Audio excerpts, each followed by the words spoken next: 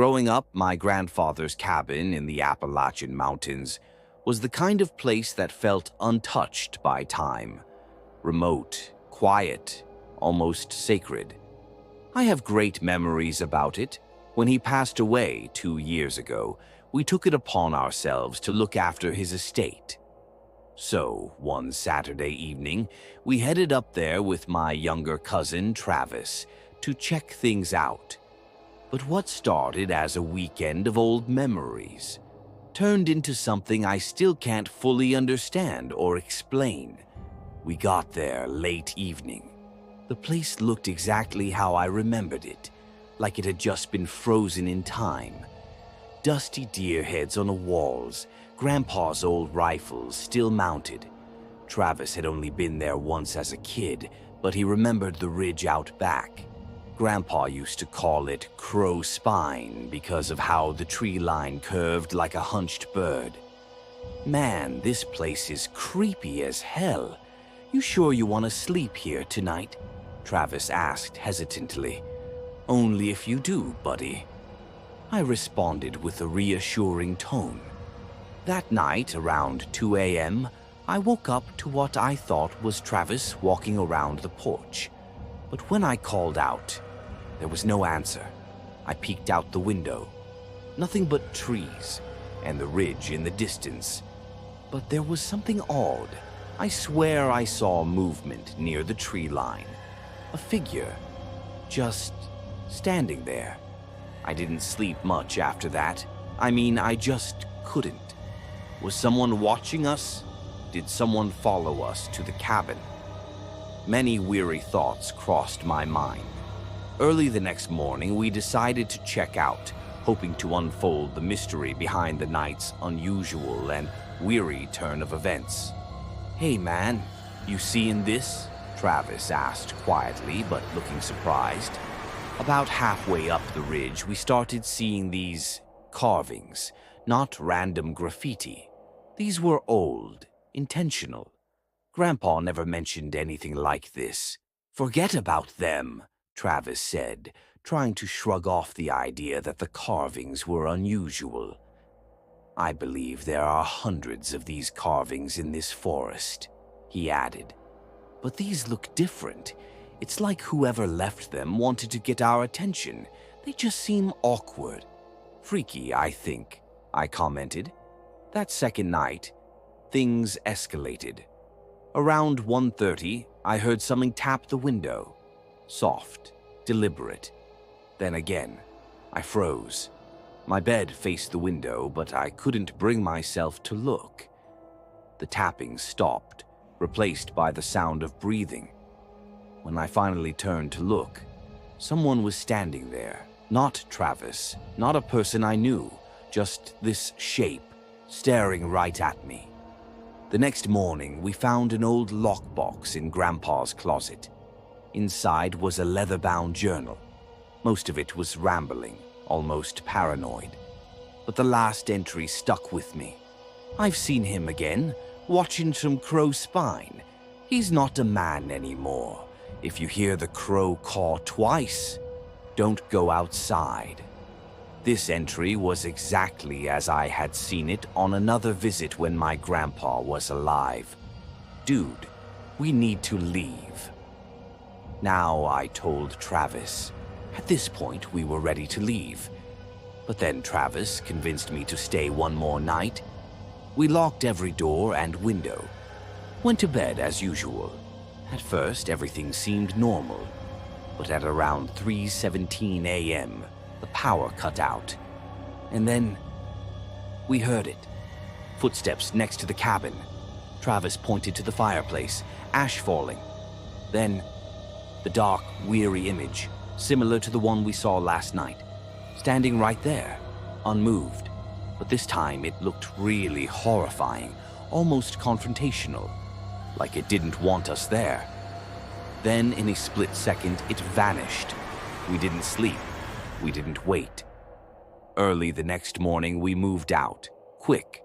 We never looked back. I still don't know who or what was watching us on that ridge, but I can tell you this. Something lives up there. and it remembers the bloodlines that walk its woods. Today I still remember that dark, somehow angry image vividly. I have a hard time even thinking about it. Some things are just out of this world.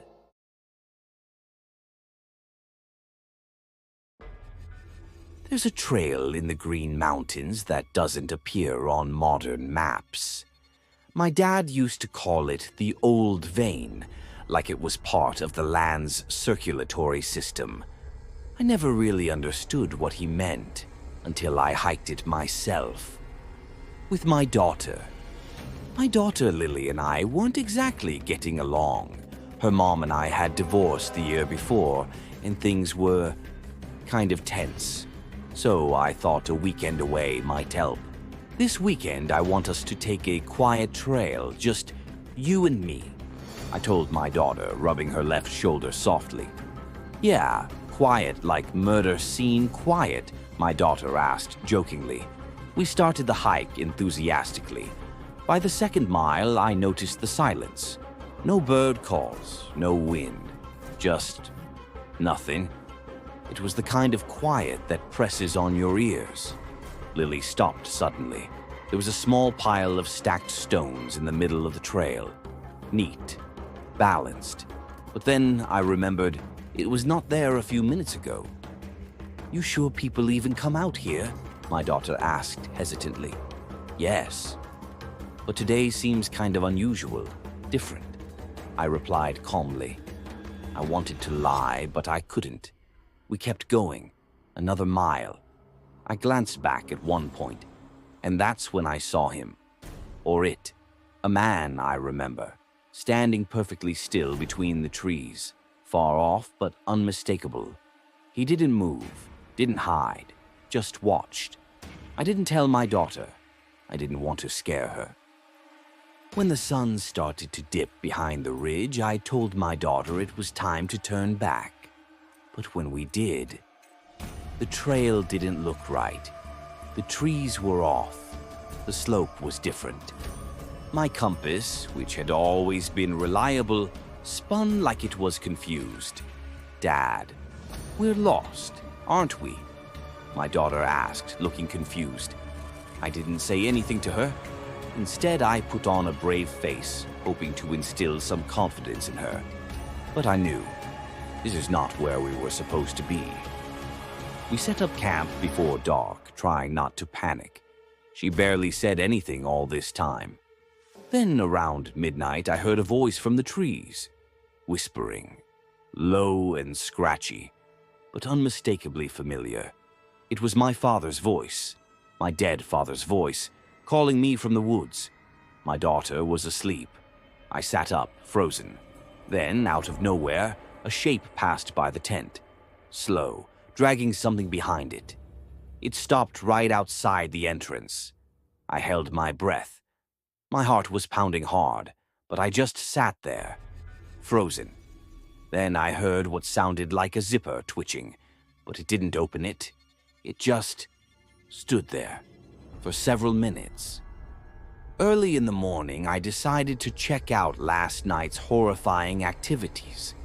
I quickly realized that someone, or something, had left a trail of disturbed leaves leading deeper into the forest. I told my daughter we were following them. She didn't question it. She just nodded, like we both knew there wasn't really a choice. The trail ended at a clearing, a perfect circle. In the center, an old stone altar. Carvings I didn't recognize. It felt wrong. Ancient, hungry. Our stay here was getting really uncomfortable at that point. Dad, we have to go right now, my daughter shouted, sounding shaken. I didn't say anything to her. I just held her hand and started moving hurriedly. I just wanted to get her out of the messed up trail quick. Behind us, I felt like something or someone followed us. I never looked back, but I could feel it, close behind. After a few horrifying minutes of relentless, hurried walking, we finally burst through the brush and hit the main road. For a moment, I felt a sense of relief. But deep down, I was seriously terrified. All that went through my mind was getting my daughter to safety. Thank God she is safe, I told myself. I am not sure what I could have told her mother if something bad happened to her. My daughter was really frightened that day. Actually, I think she has never gathered the confidence to talk about it. We later made out. I think the horrifying experience brought us together somehow. But sometimes, I hear something calling me when the wind shifts, and it certainly sounds like my late father. I believe that some trails don't want to be found. I don't intend to go hiking anytime soon.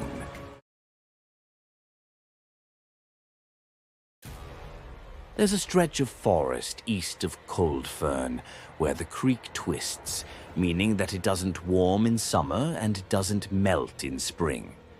We called it the Sleeping Hollow, and we weren't supposed to go there, but when our grandmother passed, my cousin Sam insisted we bring her ashes there.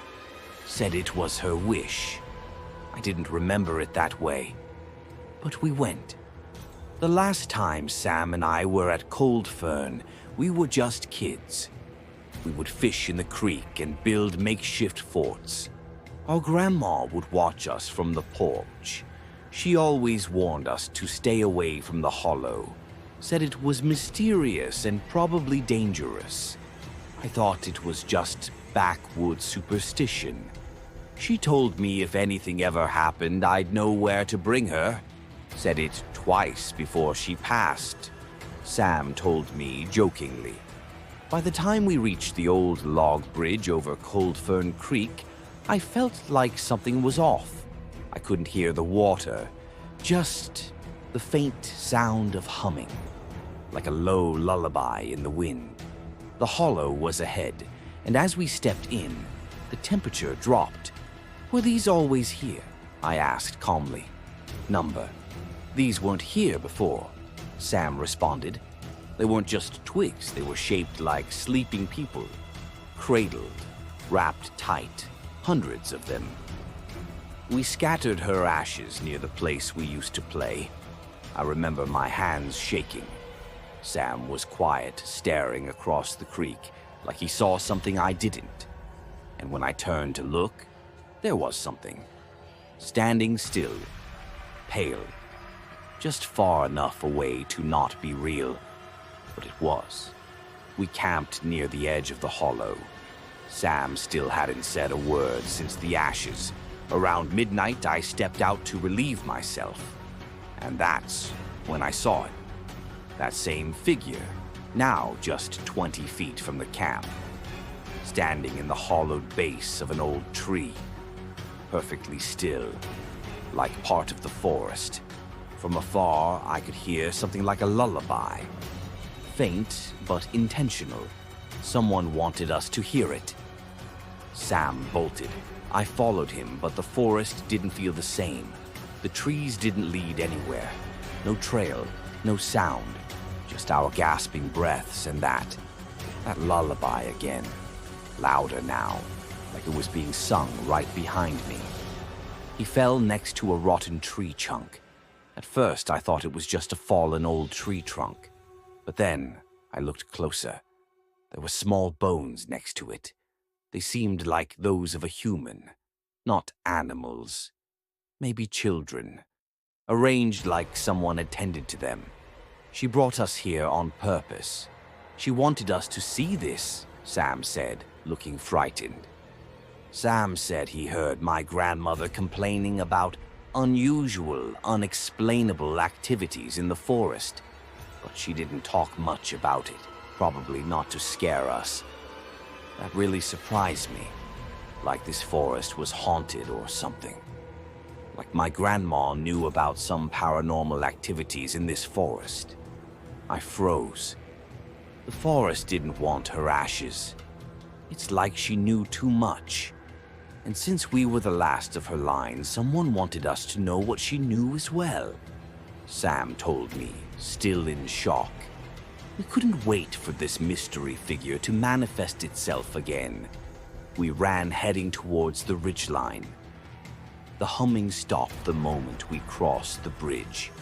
Even today, I still don't know how I should explain or interpret what I saw that day. Before this unusual experience, I never believed in ghostly or paranormal encounters. I thought what I saw on movies and documentaries were just stories, narrated to just pass time. Today, I now believe that the world is much more complicated, and there are indeed some dark forces that stalk, trail, and intimidate real people. Why we were targeted that day, I think I will never know.